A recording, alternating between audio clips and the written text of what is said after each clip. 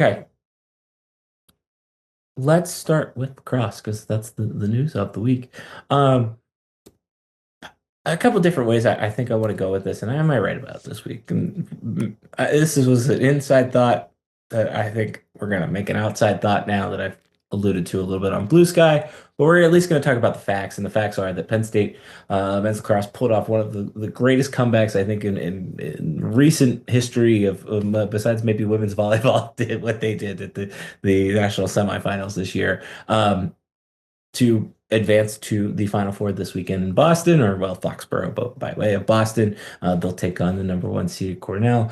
Um, I don't want to sound like a broken record. I mean, at this point, I know I went through 5 weeks of saying it during hockey season.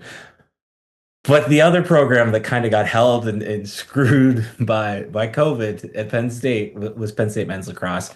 It's great, and I'm so excited that they are kind of headed back on this trajectory, and can hopefully avenge the loss of against Duke a few years ago in the Final Four, where they lost controversially on a terrible call that now literally like the next day the NCAA is like, we can review that. I think it's a testament to Jeff Tambroni and his ability to just be a good leader and to see where Penn State men's lacrosse has come honestly, let's say last 15 years. It was something that was kind of small to I don't think it's a top tier sport the way certainly football, basketball, wrestling, or hockey, but it's starting to bubble up there. It's getting more attention, and it's nice to see that they are building some momentum as a smaller niche sport, but with a deeper fan base, if you will. Yeah, I mean they're not far. I mean, I think timing hurts them honestly in terms of Right. on-campus stuff because their success happens. A lot of the culmination of their success happens when students aren't here, right? And then their schedule's tough, right? Just because spring it can be tough in terms of scheduling wise. But that decade and a half, the Tramboni's been in charge, gets his facility. This is their fifth tournament, right? Um, it's just when I came to Penn State in the late '80s, lacrosse was an interesting sport. We didn't have it in my little podunk high school. It was neat to figure out.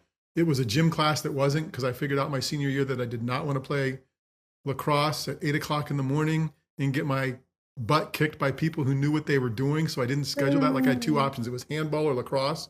It was 8 o'clock in the morning or 2:30 in the afternoon. So 2:30 in the afternoon won.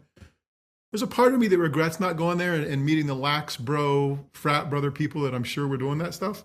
But it's a great sport to watch. They've had super success and this run this season. I mean, they're 12-4 and they beat Cornell earlier this year up at Ithaca. So you got to Right. be really excited about what could happen this week. Right.